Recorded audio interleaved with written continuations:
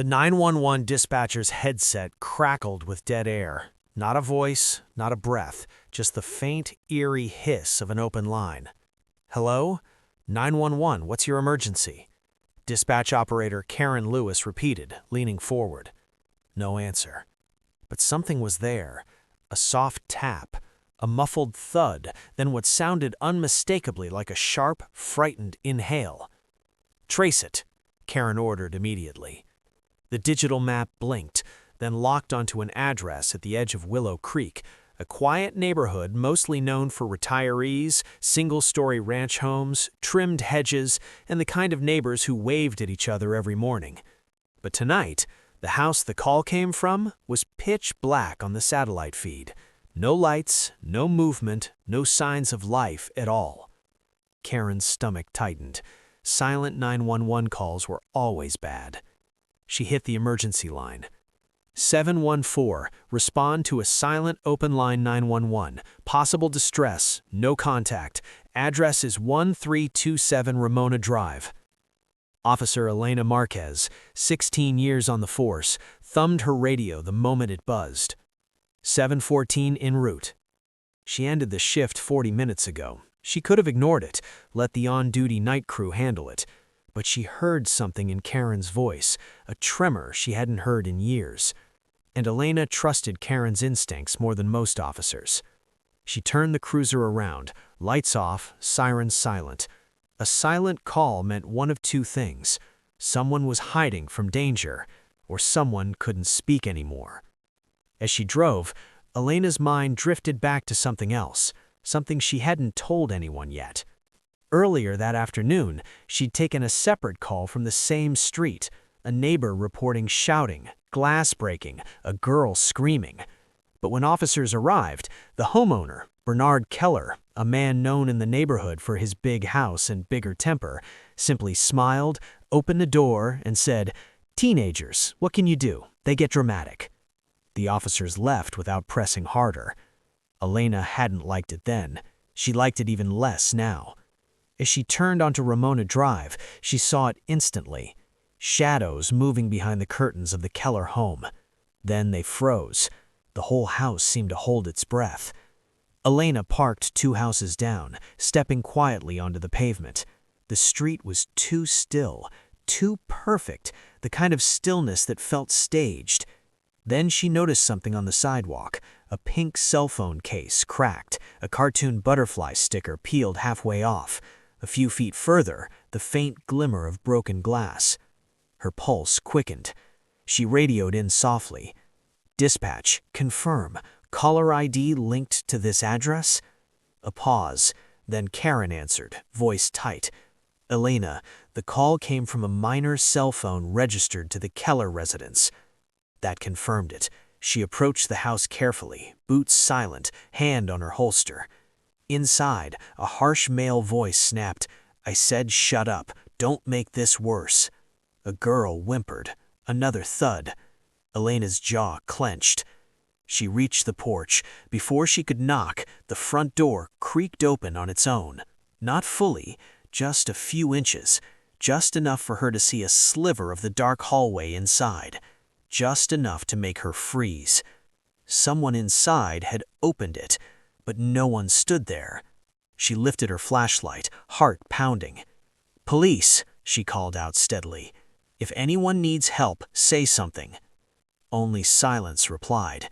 Then a soft, shaking voice, barely a whisper, drifted from deeper inside the house. "Please don't let him find me again." Elena drew her weapon. Everything about the house screamed danger, a predator inside, a victim running out of time, and she knew she shouldn't enter alone. But that wasn't what stopped her. What stopped her was the sudden, unmistakable sound of a man's heavy footsteps approaching the door from the darkness. Slow, deliberate, as if daring her to step in. The air thickened.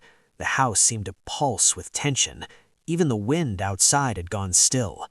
And as the footsteps came closer, Elena realized whoever was inside knew exactly who she was, and they'd opened the door on purpose, to lure her in.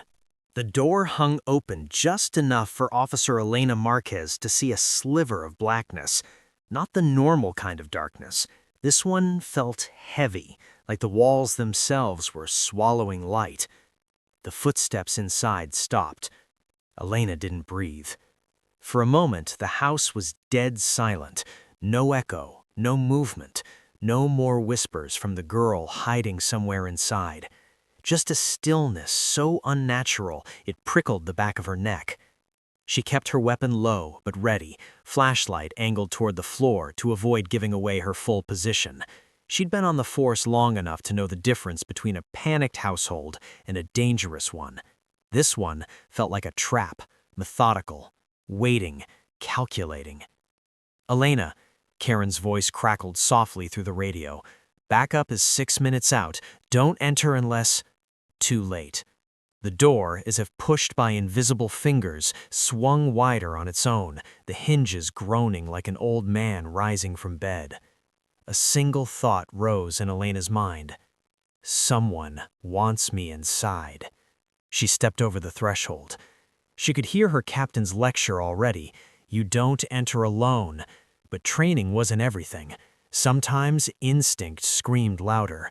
And right now, instinct said a girl inside this house might not survive 6 minutes.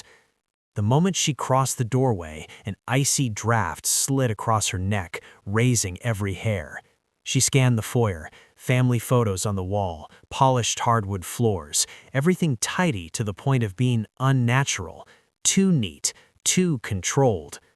Her light passed over a vase that had fallen and cracked near the base of the stairs. Not from accident. This looked like it had been knocked over in a struggle. A dark smear on the floor next to it caught her eye. Blood. Not much, but fresh. Her jaw clenched. "Police," she announced again, voice sharp but even. "If anyone can hear me, call out." For a few seconds, nothing. Then, from upstairs, the soft creak of floorboards, light, uneven footsteps, a child's weight. The girl. Elena moved deeper into the house, checking corners, her senses wide open. She paused at the living room doorway. Everything inside was staged perfectly, the couch centered, pillows fluffed, magazines aligned like they were measured with a ruler. But then she spotted something that didn't belong at all. A shoe, a tiny sneaker, pink with silver glitter, one end slightly crushed like someone had stepped on it during a struggle. Elena murmured under her breath, "I'm here, sweetheart. Just stay quiet." As she advanced, the air felt wrong again, like someone was watching her behind a wall or from the dark mouth of the hallway ahead. She scanned every doorway, every shadow, expecting a rush attack. But it didn't come. Instead, a deep voice echoed from somewhere in the house, low and calm, too calm. "You shouldn't be in here, officer." She froze. The voice wasn't shouting, it wasn't panicked, it sounded like someone stating a simple fact, like telling someone it was raining outside. "Bernard Keller," Elena said, keeping her voice steady. "Come into view, hands where I can see them." A soft chuckle drifted through the air. "I'm not hiding." The voice came from everywhere and nowhere, a man intentionally keeping out of sight, moving slowly, deliberately. She pivoted, aiming her light toward the dining room, then the hallway. Nothing. "You got my message, good," Bernard continued calmly. "What message?" Silence. Then he said, "You came alone. That tells me you already know what this house is." Elena felt a small chill run down her spine. What this house is.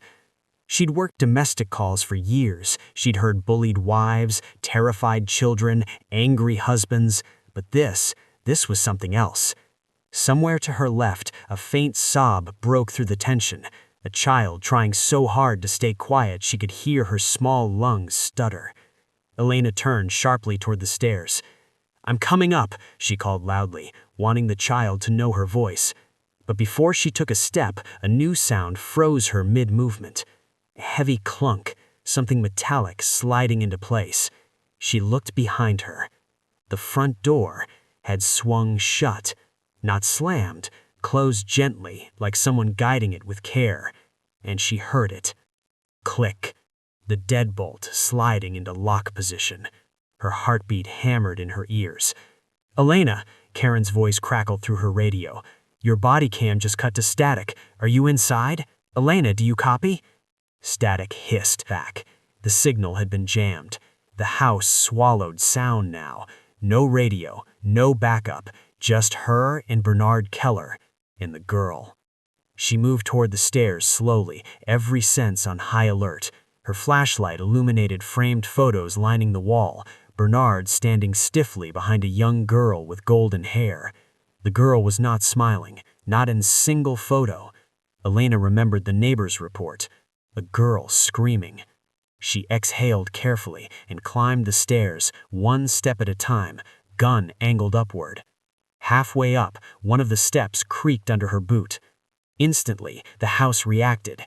Heavy footsteps thundered from the right hallway upstairs, moving fast but not running away, running towards her. She raised her weapon. "Stop! Police!" But the footsteps reached the top of the stairs before she did, and then they vanished, like the person had suddenly changed direction or slipped into a room. Elena reached the landing, spinning toward the hallway. 3 doors, one slightly ajar, one closed, one open only an inch. A child whimpered behind one of them. Her heartbeat thudded. She approached the ajar door first, nudging it gently with her boot. Inside, no one, just a spotless guest bedroom. She moved toward the second door, the closed one. Soft crying came from behind it. "Sweetheart, I'm right here. I'm gonna get you out." A tiny voice choked out, "He's still here." Her chest tightened. "I know, but I'm not leaving without you." She reached for the doorknob. Then she stopped. Scratched into the white paint of the doorframe, barely visible, were finger marks, child-sized, deep, like someone had been dragged into the room or forced to stay inside. Her throat tightened in anger. She turned the knob slowly. It didn't move, locked from the outside. "Hang on," Elena whispered, bracing to break it. But before she could kick the door, a male voice murmured from behind her, so close she could feel breath brush her neck. "You told you not to come alone." She spun. No one there, but a whisper drifted from the darkest end of the hallway. "Now you're trapped." Her flashlight flickered violently, then died. The house plunged into total darkness, and somewhere in that dark, a man started walking towards her, slow, deliberate steps echoing like a countdown. The darkness in the hallway felt alive, thick and suffocating, like it wasn't just the absence of light, but something deliberate, something meant to smother. Elena's breath came shallow, her pulse thundering in her ears. She kept her gun up, forcing her stand steady, even though she couldn't see a single inch in front of her. Footsteps continued moving toward her. Slow, measured, almost lazy, like the man approaching savored every second of her blindness. "Stay back," she barked. Her voice bounced off the walls, but the footsteps didn't stop. If anything, they grew more confident. "Officer," Bernard murmured from the blackness, "you don't even know what you've walked into." "I know enough," Elena said sharply. "A girl called 911. I heard her screams. You locked her in that room." "She wasn't screaming," Bernard's voice replied softly. "She was warning you." The footsteps paused. Not far, too close. Elena's finger tightened on the trigger. "Get where I can see you, or—" The lights flickered. A stuttering pulse. For a brief half-second, the hallway illuminated, just long enough for Elena to see something that made her stomach flip. A man standing at the far end of the corridor, back hunched, head tilted in a way that didn't look natural. His face was obscured by shadows, but his eyes, 2 pale reflections, glowed like an animal's. Then darkness swallowed everything again. The footsteps began approaching once more. "You think this is about a child being scared?" Bernard's voice drifted closer, distorted now, anger thinning through his calmness. "No, officer, this is about what she saw." Elena steadied her breath. "Open that door and let her out, now." A low chuckle rolled through the dark. "You can't save her from this." His voice moved, 1 second ahead of her, the next behind, then to the side like he was circling her. Then something touched her shoulder. She spun instantly. Nothing there. She backed towards the locked bedroom door, keeping her aim steady. "Stop playing games or I will fire." The footsteps stopped completely. Silence. Then a different sound emerged. A child's voice, small, trembling, whispered from inside the locked room behind her. "He's lying. Don't listen to him." Elena pressed closer to the door. "Sweetheart, I need you to stay calm. Help is coming." "No," the child whispered. "No, it isn't." Her blood ran cold. "What do you mean?" "He cut the lines, all of them. Phones don't work, Wi-Fi doesn't work, even the neighbors don't know." Elena swallowed. Hard. Bernard had prepared for this. He didn't just want to scare the girl, he wanted to isolate her. And now Elena was trapped in the same spiderweb. She kept her gun up, pivoting slowly as she tried to pinpoint Bernard's location. "Why are you doing this? What's in this house you don't want anyone to find?" The answer came from directly behind her. Truth. She snapped around. The lights flickered again. Bernard was standing only 6 feet away, thin, pale, eyes sunken, his shirt stained with something dark. But what struck Elena most was the expression stretched across his face, half smile, half snarl, like he was caught between two selves. When the light snapped back off, Elena shouted, "Don't move." He laughed, a tight, strangled sound. "This house, it remembers everything. It doesn't let secrets die." His voice trembled, not with fear, but with some twisted pride. "You think I'm dangerous? No, officer. I'm the one who's been trying to contain the danger." Elena's voice tightened. "The little girl doesn't seem to think so." There was a long pause. Then Bernard whispered, "She's not my daughter." Her breath caught. "What?" "She's not my child," Bernard repeated. "My wife brought her home months ago, said she was doing a friend a favor, but I knew something was wrong from the moment the girl stepped inside." His tone shifted, fear now bleeding into it. "She talks to the house. She draws things that haven't happened yet. She wakes up screaming about people who died years before she was born. She knows things, officer, things no child should." Elena shook her head. "You expect me to believe that? She's terrified of you." "Because she thinks I'm the danger," he snapped, suddenly closer again. "But you didn't see what she did to my dog, or how all the cameras in this house started recording things we never saw happen." He laughed again, broken this time. "This house, it remembers everything. It doesn't let secrets die." Elena didn't buy it. Children didn't make 911 calls in whispers unless they were being abused, controlled, or threatened. "Enough," she said firmly. "Step into the open, hands up. Final warning." But instead of obeying, Bernard's breath came in a shudder. "You don't understand," he said. "She called you for a reason. She needed a witness." "A witness to what?" A soft creak echoed through the hallway. Behind her, from the locked bedroom door. Elena turned slowly as the door cracked open. From the inside, a tiny hand gripped the edge. A small face peeked through, pale, frightened, her blonde hair tangled around her cheeks. The little girl looked up at Elena with wide, shimmering eyes. "Please," she whispered, "he's telling the truth." Elena blinked. "What? What do you mean?" The girl stepped out from the room fully now. She couldn't have been older than 7. Bare feet, oversized pajama shirt. She held a teddy bear missing an ear. And her eyes, far too old for her age, glimmered with a strange sadness. She pointed a trembling finger past Elena towards Bernard. "He didn't hurt me," she said. "He's been trying to hide me." Elena's breath caught. "From who?" The little girl looked up at Elena and said something that drained every drop of warmth from Elena's body. "From the woman who put me here." Bernard exhaled sharply, a sound of relief and fear all at once. "You see now," he muttered from the shadows, "it wasn't me." Elena turned to him. "Your wife?" "No," the little girl whispered before he could answer. "Not his wife, the woman who put me here." Elena slowly knelt so she was level with the girl. "Who is she, sweetheart?" The little girl shook her head. "She's watching us." Elena's skin prickled. "Where is she watching from?" The child lifted her hand and pointed at the walls. "All around." Elena's breath stilled. Then the girl whispered something Elena would never forget. "She killed my mother." A loud crash shook the house. Bernard flinched violently. "She's here." Elena spun around.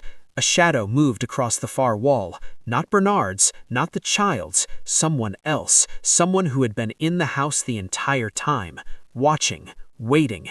The little girl gripped Elena's arm with a tiny, desperate grip. "You need to run," she whispered. Before Elena could react, a new voice, smooth, cold, and unmistakably female, echoed from the top of the stairs. "You should have waited for backup, officer." The voice drifted down the staircase like cold silk, quiet, controlled, and terrifyingly calm. "You should have waited for backup, officer." Elena didn't move, didn't breathe, didn't dare blink. Her gun stayed trained forward, but her senses split in two. One half aimed at Bernard, the other aimed at the dark silhouette forming at the top of the stairs.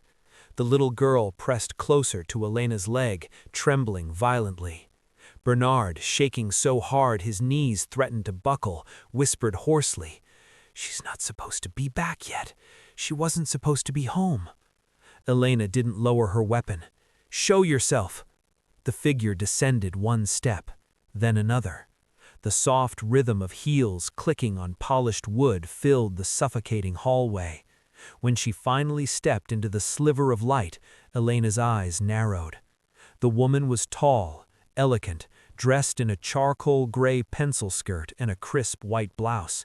Her hair was smooth and dark, pulled into an immaculate twist. Her face carried the kind of beauty that came with money. Sharp cheekbones, flawless makeup, expression perfectly controlled. Cold, empty eyes. Eyes that didn't match her polite smile. "Good evening," she said lightly, as though greeting neighbors at a garden party. "Officer Cruz, is it?" Elena repositioned her stance, keeping the girl shielded behind her. "Hands where I can see them." The woman lifted both hands slowly, but her smile tightened, as if this command mildly annoyed her. "There's no need for theatrics," she said pleasantly. "This is still my home." The little girl whimpered, and as soon as that tiny sound escaped, the woman's eyes flicked toward Elena. The temperature in the hallway plummeted. Her polite facade cracked, just a twitch, a flicker, but enough to expose something sharp beneath. "There you are," the woman murmured. "I told you to stay in your room." The child clung to Elena's leg so tightly it hurt. "Please don't let her take me," she whispered. Elena kept her gun steady. "Ma'am," the child placed a 911 call, multiple distress indicators. She reported screaming. "That gives me grounds to intervene." The woman blinked slowly. "You think she called?" Her tone made Elena's spine tighten. Bernard stepped back until he hit the wall. "Mara, don't do this, not in front of an officer." So her name was Mara. Mara's smile didn't falter. "Why not?" she asked softly. "She's already in the middle of it." Elena stepped partially in front of the girl. "Hands behind your head, now." Mara tilted her head, studying Elena like she was acting strangely.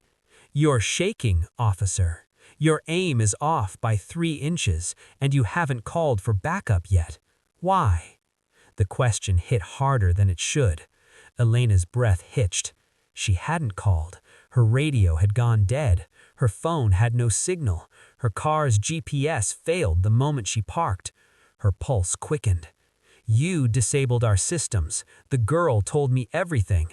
Mara's expression didn't change, but something glinted in her eyes, like she enjoyed watching Elena finally catch up. "She told you," Mara echoed. "Oh, sweetheart, she tells everyone things." She took another step down. Elena's grip tightened. "Move again and I will shoot." Mara froze, but she didn't look afraid. If anything, she looked entertained. "Officer," she said gently, "do you really think you walked in here to save a little girl?" The child's grip on Elena tightened more. "Don't listen to her," the girl whispered urgently. She lies about everything." Mara's eyes snapped toward her. That's enough." The girl flinched as if slapped. Elena positioned herself between the two. "You're frightening her." Mara's voice sharpened slightly. "Everything frightens her. Noise, light, people, even this house."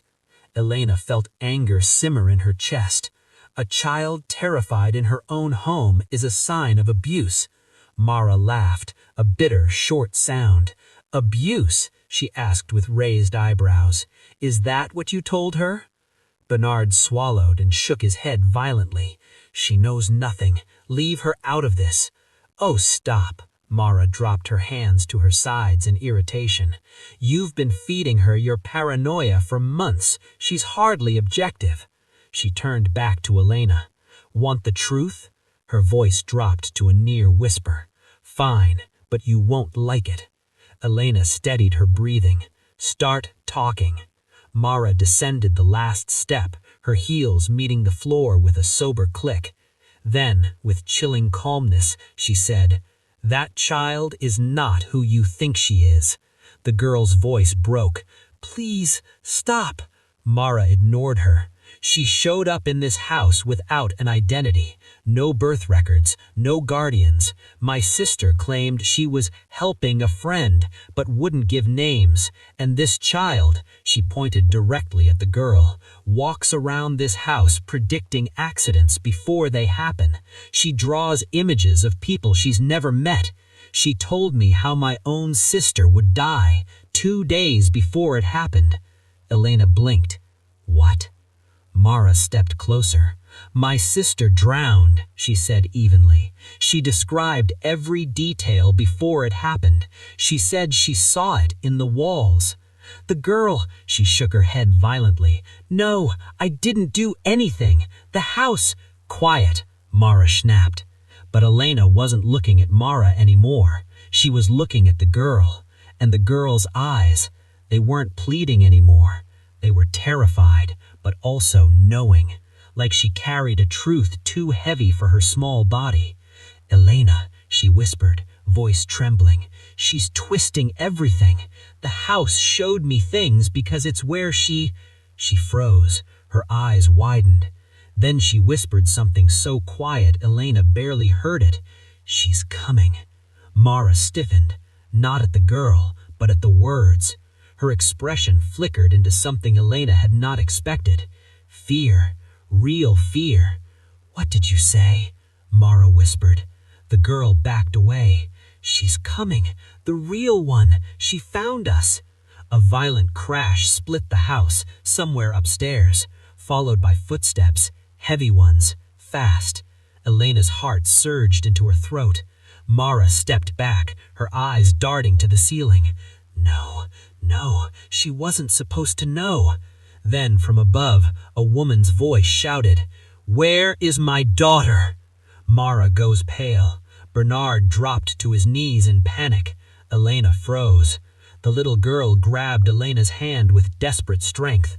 "She's alive," the girl whispered. "My real mother."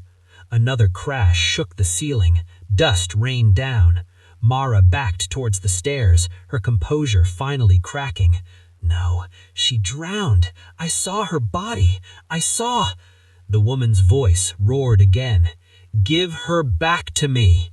The lights flickered again, then went out completely. Elena raised her gun. The girl pressed into her side. Bernard sobbed. Mara whispered, "This can't be real." Footsteps thundered across the upstairs hallway, coming straight towards them. Closer, closer, closer. Boom! Something slammed into the staircase wall so hard the entire house shook. A woman screamed, raw, furious, feral. Not Mara, not the child. Another woman, alive, coming for her daughter. And nothing, not police, not locks, not darkness, was going to stop her. The staircase groaned like something ancient awaking from sleep. Elena's pulse hammered in her ears. Her gun stayed trained upward, aimed at the pitch-black hall above. The only light came from the street lamp outside, spilling thin orange stripes across the floor. In that weak glow, Elena could see the little girl clutching her hand, trembling but alert, eyes fixed on the darkness with a fear too knowing for a child. Bernard slid down the wall, hands over his ears, rocking back and forth as if the sounds themselves were punishment. Mara stood dead still, not poised, not elegant, not composed, but frozen, like prey suddenly realizing the predator wasn't imaginary.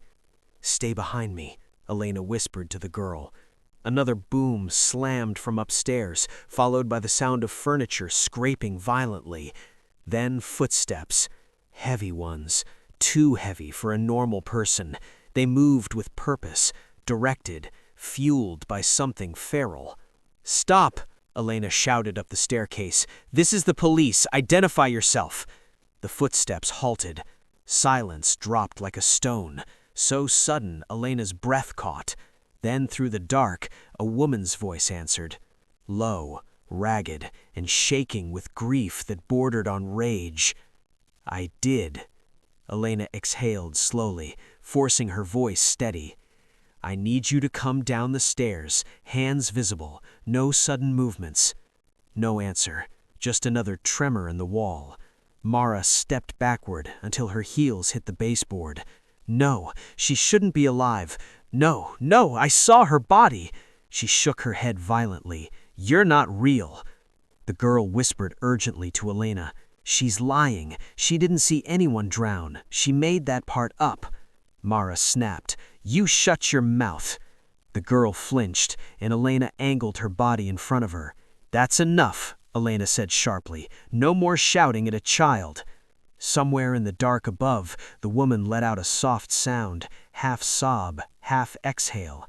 Then slowly, the shape of a face appeared at the top of the stairs, half lit, half hidden. A woman, late 30s, hair dripping wet like she had just crawled out of a lake, clothes torn, sleeves shredded, one arm visibly bruised, but her eyes, they were laser-focused on the girl, full of desperate, ferocious love. "Eliza," the woman breathed. The girl gasped. "Mama!" She took a step forward, but Elena pulled her gently back. "Stay close. We don't know what's—" "Don't you understand?" the child whispered. "She was never dead. She was trapped. She tried to come for me, but Mara—" "Shut up!" Mara screamed, her voice cracking. It was the crack that did it. The glossy shell shattered. Her practiced composure fell apart like tissue paper in rain. "You think she's your mother? She abandoned you. She left you in that house while she drowned in her own misery." "That's not true," the child yelled back, hands balled into fists. "You told me she was dead so I'd stay. You didn't want me to leave." Mara's breathing turned erratic. She pointed at the woman in the dark. "She killed my sister. She's dangerous." The woman's head snapped toward her. "My sister? So your sister is her mother?" Mara's face contorted. "She was, but she lost control. She heard voices. She saw things in that old cottage. She became unstable. I was protecting the child." "You were hiding her," the woman said from the shadows. "You locked her away from me. You told everyone I was dead so no one would look for me." Her voice shook, not with rage now, but with pain so deep it seemed to vibrate in the walls themselves. Elena felt her heartbeat thicken. Pieces were snapping together. This wasn't a simple domestic call. This was something layered in secrets, years of them. Elena kept her gun raised. "Let's all stay calm. I need everyone in one place with hands visible." But the woman, the mother, finally stepped into the glow, and Elena inhaled sharply, because the bruises weren't fresh. They were old, layered, healed, reopened, signs of long captivity. She had escaped something violent. She clutched the staircase railing like she needed it to stay upright. Her eyes never left the girl. Mara stumbled backward. "You can't be alive. I watched you sink. I watched—" The woman's expression darkened. "You watched me struggle," she said quietly. "You watched me fight for breath, and instead of helping—" She took another slow step down. "You held my head under." Elena's face drained of all color. "I didn't. She was hysterical. She was hurting the child." "She was trying to escape," the woman said, "and you couldn't let her." The floor vibrated again, something upstairs falling, or maybe the house reacting to the storm of emotion ripping through it. Bernard finally stood, voice cracking. "Mara, please, just tell the truth." Mara whipped toward him with animalistic fury. "If she takes that child, I lose everything, everything I gave up, everything I gave for her. She doesn't deserve her." Her voice spiraled into something raw and unhinged. "She didn't even want to be a mother. Don't you see? She broke. She wanted to leave the kid behind. I saved her. I saved both of them." The woman's voice cut like a blade. "You stole my daughter." Something in Mara snapped. Completely. She lunged forward, straight toward the girl. "You're mine, do you hear me? Not hers, mine." Elena moved instantly. She shoved the girl behind her and fired a warning shot into the floorboards. "Stop!" The sound exploded through the house. Wood splintered. Bernard ducked. The woman flinched. Mara froze mid-lunge, inches from Elena's arm. Her chest heaved. Then her expression twisted into something Elena would never forget. Not anger, not fear, possession. "You can't take her from me," she whispered. Elena's stomach dropped. Something was very wrong. The girl whispered. "She talks to the house. She hears things she shouldn't." Mara's eyes snapped toward her again. "You promised you wouldn't tell. You promised you'd keep the secrets." The mother's voice shook with fury. "You made promises because she was terrified of you." Mara trembled. Rage, panic, denial, all strangled together. Then her voice dropped to something chillingly flat. "If I can't have her, neither can you." And that's when she bolted. Not for the girl, for the kitchen. Elena realized what was happening a split second too late. "No!" A drawer slammed. Metal clattered. Mara came back into view, holding a knife. The girl screamed. The mother staggered. Bernard shouted her name. But Elena didn't hesitate. She lunged forward, knocking the knife from Mara's hand. It skittered across the floor and disappeared under a cabinet.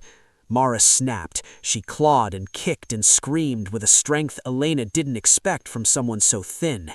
"You don't understand. She sees things. She knows things. You can't let her go. She belongs here. She belongs to the house." Her screams echoed like something torn from a nightmare.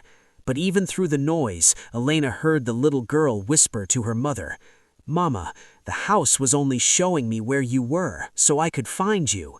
Her mother held her tighter, crying in broken bursts. Then the girl looked up, right at Elena.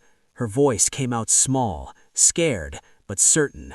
"She's not the only one who's been lying." Elena swallowed hard. "What do you mean?" The girl pointed to the ceiling, where footsteps, new ones, began moving again. Slow, deliberate, but not angry like before. Almost welcoming. The house was trying to help because someone else is still here. Elena felt ice crawl through her spine. "Who?" The little girl's eyes filled with tears. "My aunt." Elena felt her chest tighten. "But your aunt, Mara said she died." The girl shook her head. "No, she's been trapped, just like Mama." A soft, distant thud echoed through the upstairs darkness, followed by a woman's voice, weak, desperate. "Help! Someone help me!" Elena felt every hair on her arms rise. This wasn't over, not even close. The house fell into a breathless, stunned quiet. Only the faint, wavering cry from upstairs broke it, so soft at first Elena wondered if she imagined it. "Help! Someone help me!" The girl clutched her mother, burying her face into her soaked shirt. Bernard stood frozen in place. Mara, handcuffed and pinned to the floor, started shaking her head violently. "No, no, no! She can't be alive. She can't!" Elena snapped toward her. "Who's upstairs? Answer me." Mara's throat bobbed. Her lips trembled. She didn't survive. I made sure—" She stopped, eyes widening at her own words. Bernard staggered backward. "Oh God, Mara, what did you do?" The mother on the stairs, Eliza's real mother, slowly lifted her head. Her face was pale, drained, horrified. "You drowned me," she whispered. "But your sister, you told me she left town." She grabbed the rail to steady herself. "You said she couldn't handle the stress, that she abandoned us." Mara's voice cracked open like a broken mirror. "I did what I had to." The cry from upstairs came again, louder this time. "Please, someone!" Elena turned toward the staircase. Her grip tightened around her gun, her senses sharp as wires. "Sir," she said quietly to Bernard, "is there anyone else who lives here?" He shook his head slowly, numbly. We don't let anyone upstairs." "Why not?" His voice wavered. "The rooms, they're not safe, not after the renovations." He swallowed hard. "Sometimes the floors shift." Elena frowned. "Shifting floors don't call for help." Bernard looked away. The mother stood shakily, gently keeping an arm around her daughter.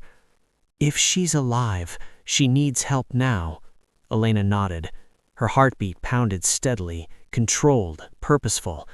"Stay here," she said. "Do not come upstairs." But the girl squeezed her mother's hand and whispered, "The house won't hurt her now. It knows we're trying to help." Elena paused, then started up the staircase slowly, boots pressing into floorboards that creaked like they were warning her to turn around. Halfway up, she heard a whisper behind her. It wasn't the girl, it wasn't the mother, and it definitely wasn't Mara. "Hurry." Elena froze. That voice was right next to her ear, impossibly close. She spun around. Nobody was there. Just the darkness shifting at the top of the stairs like a curtain made of shadows. Elena inhaled deeply, grounding herself. She wasn't superstitious. She didn't believe in haunted houses or talking walls or whispering shadows. But she did believe in survival instincts, and hers were screaming. She reached the landing. The second floor smelled damp, almost moldy. The wallpaper peeled like old bark. Every door was closed except one, barely cracked, like someone too weak to open it fully. A soft whimper drifted out.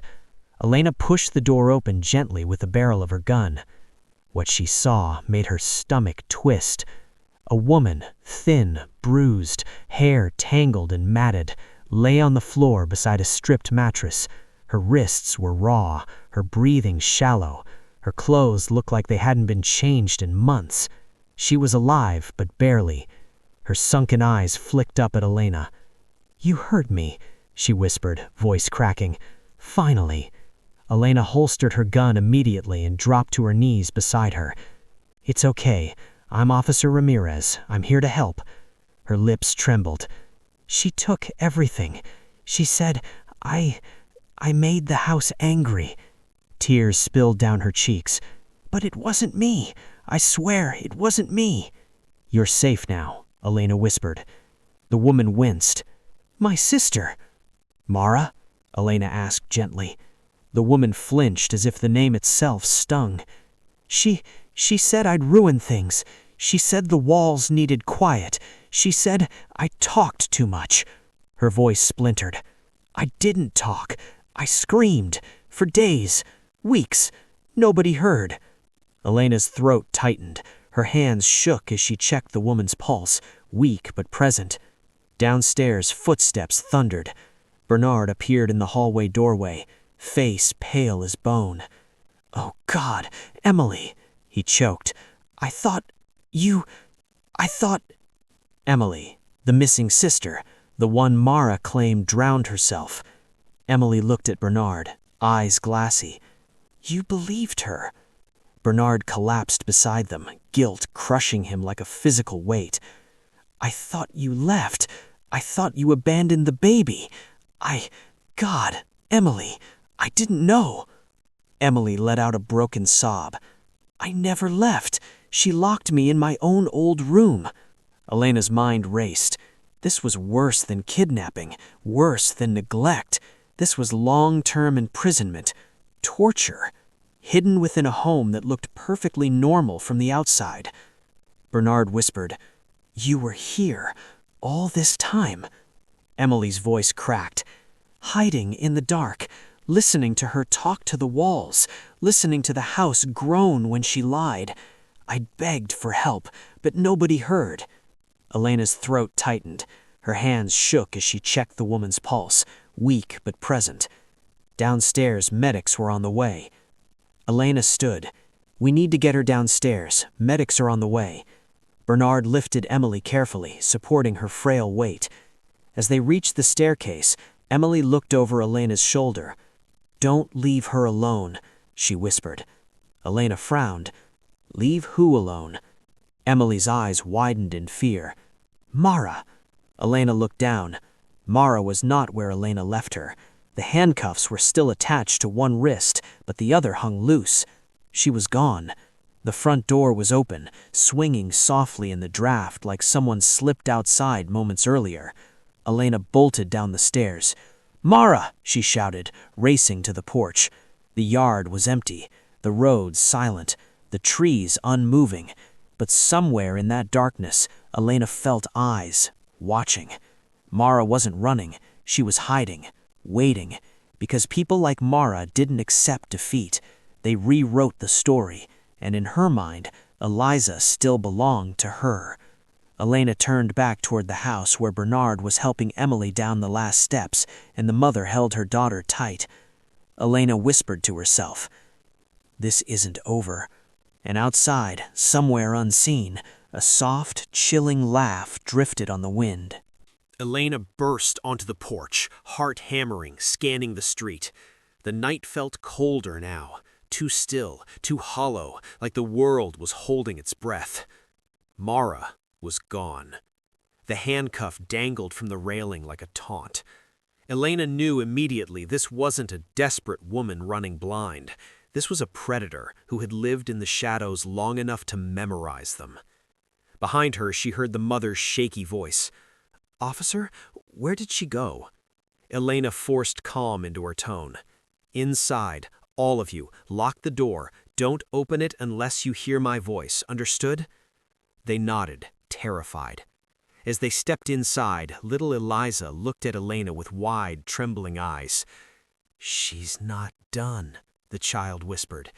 "She wants me back." Elena swallowed hard. "I won't let her touch you again." She shut the door behind them and clicked the lock. Then she took off down the steps. Her patrol car was parked at the curb. She sprinted toward it, booted feet pounding on the pavement. But halfway there she stopped. Something glinted on the sidewalk ahead. A bare footprint. Small, women's size, pressing a faint trail into the dust. Elena crouched. It wasn't from running. It was angled sideways, like someone had stepped backward, watching the house. Elena's pulse tightened. Mara wasn't fleeing. She was circling. Elena moved slowly toward the side yard, staying low behind the hedges. Her hand hovered over her holster but didn't draw yet. A bullet wouldn't fix someone like Mara, not until she confirmed the threat. The wind rattled a loose gutter. A dog barked in the distance. Porch lights flickered faintly across the neighborhood. Then Elena heard it. A soft exhale. Too close. She pivoted, but nothing was there. A whisper behind her. "I warned you not to come." The voice was soft, feminine, controlled, but also empty. Deadly empty. Elena spun again, gun drawn this time. "Mara, come out where I can see you." Silence. Then a low, amused hum. "You think you're protecting them? You don't understand this house. You don't hear it." Elena scanned the trees. "Mara, step out now. You're only making this worse." A rustle. Then a shadow detached itself from behind the shed. Mara. But not the trembling, disheveled version Elena cuffed earlier. This Mara was standing tall, smile sharp, eyes glowing with something unhinged but calculating. "I've lived here longer than anyone," Mara whispered. "I'm part of this place. I know every sound it makes, every crack, every breath." Elena kept her weapon steady. "Put your hands where I can see them." Mara stepped closer, unafraid. "You don't get it, do you? You're not dealing with a criminal. You're dealing with someone who listens."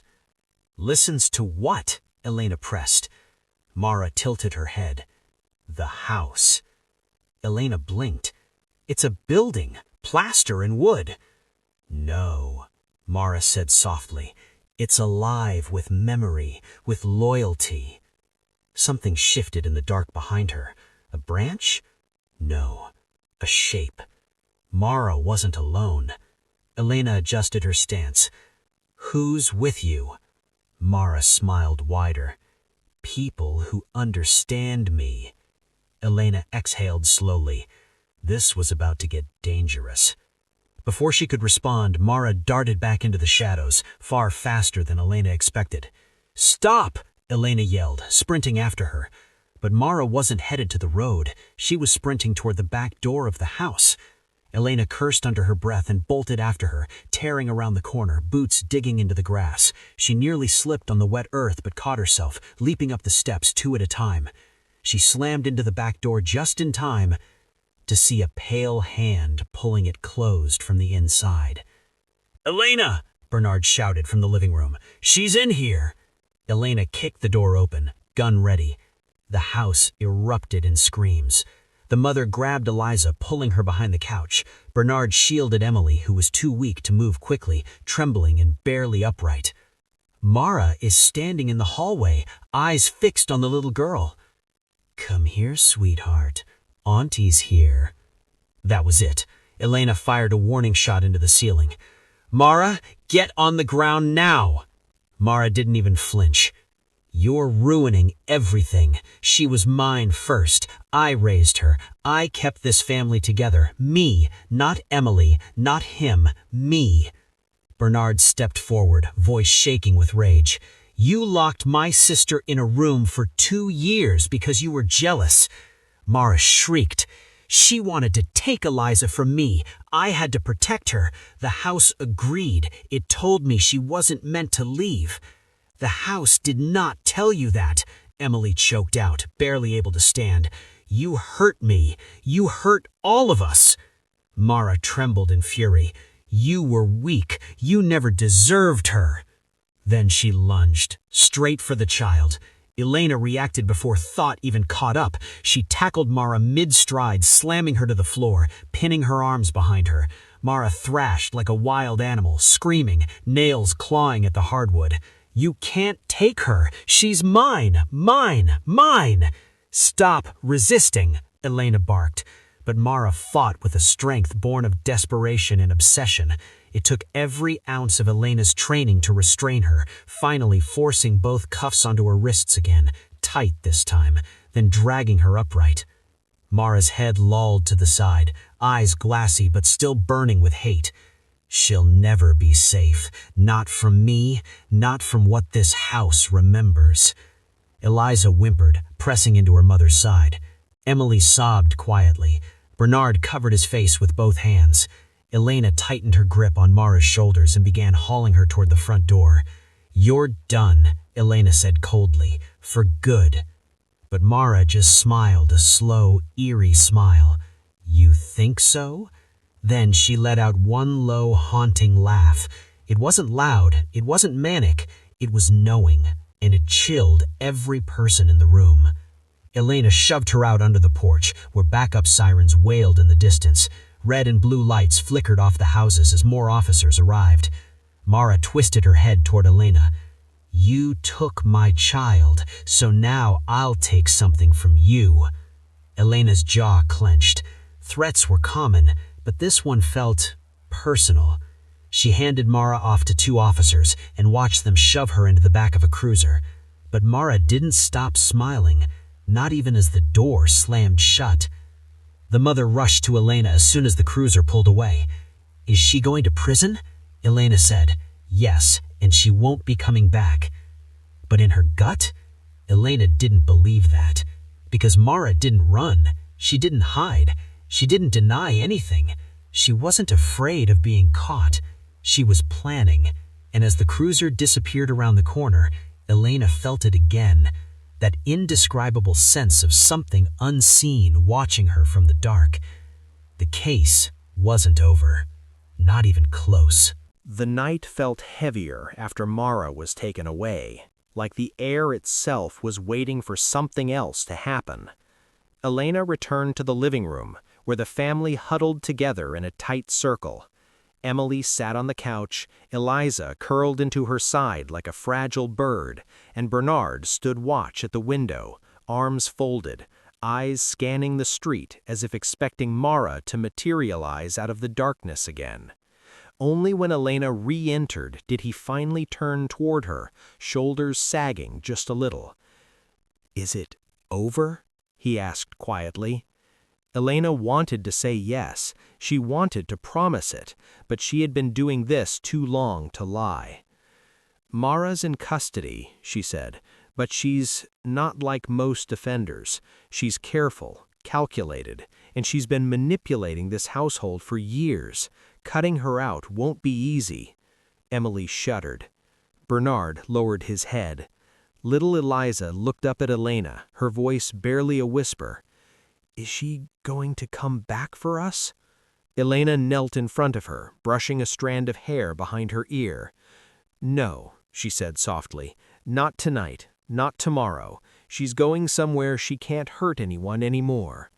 The words comforted the girl, but they didn't comfort Elena, because even as she spoke them, her radio crackled. "Unit 12, respond." Her hand tightened on the device. "Go ahead," Elena replied. "We have a situation at County Lockup. The suspect from your earlier call, Mara Jennings, has been requesting you specifically." Emily gasped. Bernard cursed under his breath. Elena straightened. "Is she causing trouble?" The line hesitated. "She's calm, too calm. Says she won't talk to anyone but you. She's asked 3 times. Emily grabbed Elena's sleeve.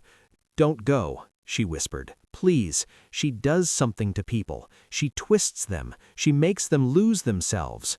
Elena placed a gentle hand over Emily's. "I know, but if she's talking, she might slip. She might reveal something that helps you all finally move on." Bernard stepped forward. "If she tries to get inside your head," Elena gave a faint, humorless smile.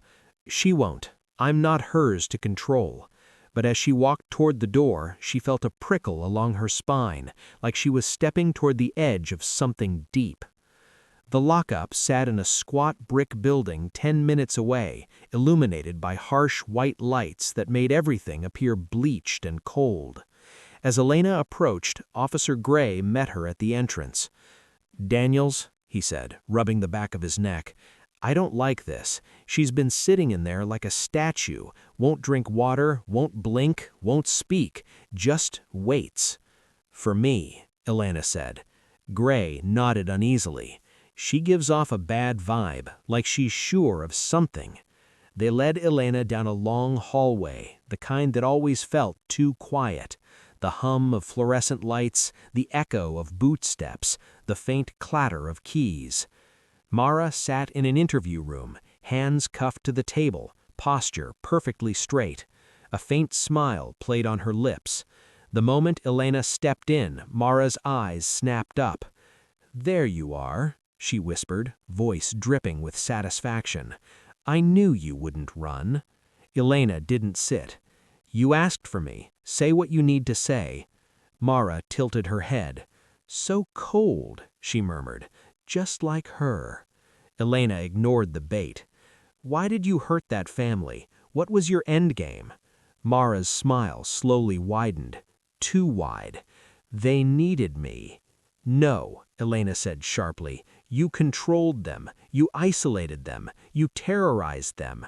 "I kept them together," Mara hissed. "I kept the child safe. Emily was weak, and Bernard, he was barely present. They would have fallen apart without me. They know this." Elena took a step closer.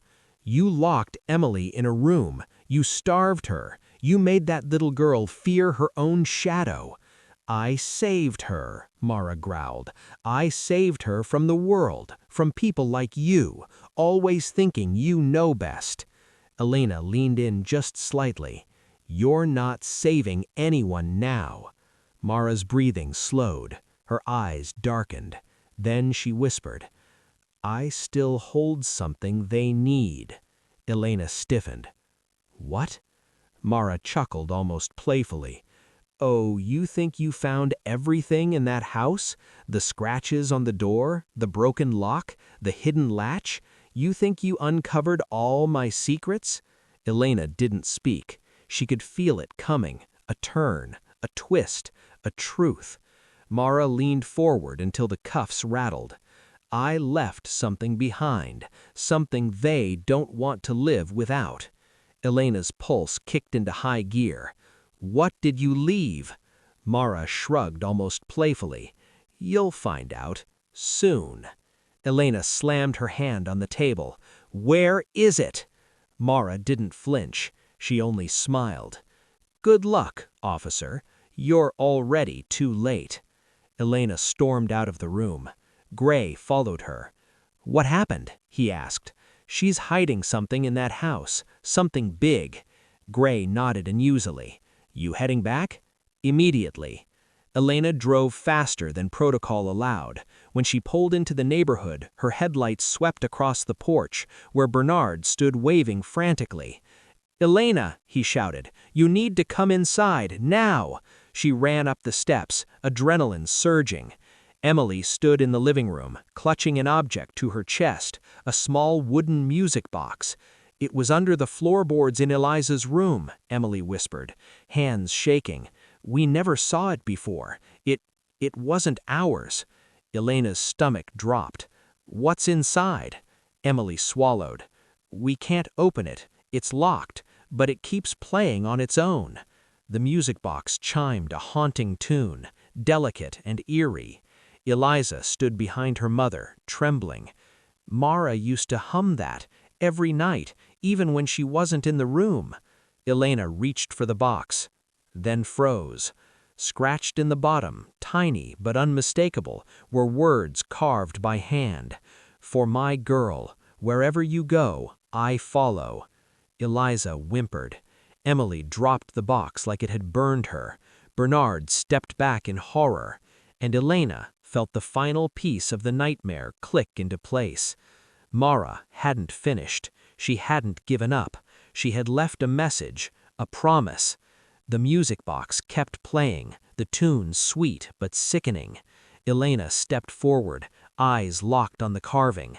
"She's not done with them," Elena said quietly. Emily collapsed into tears. Eliza clung to her mother. Bernard punched the wall, shaking. Elena lifted the box and turned toward the door. "Mara thinks she's still in control," she said, "but this time she's wrong." She snapped the lid shut. "We end this tonight." Outside, sirens approached. Backup, investigators, a trauma team. But Elena didn't step aside. She didn't wait. She walked out into the night, the cursed music box in hand, determination burning through her veins. Mara thought she'd won. Mara thought she'd haunted them forever. But Elena Daniels had hunted monsters before, and she was about to confront this one head on, because the final reckoning wasn't coming. It had already begun.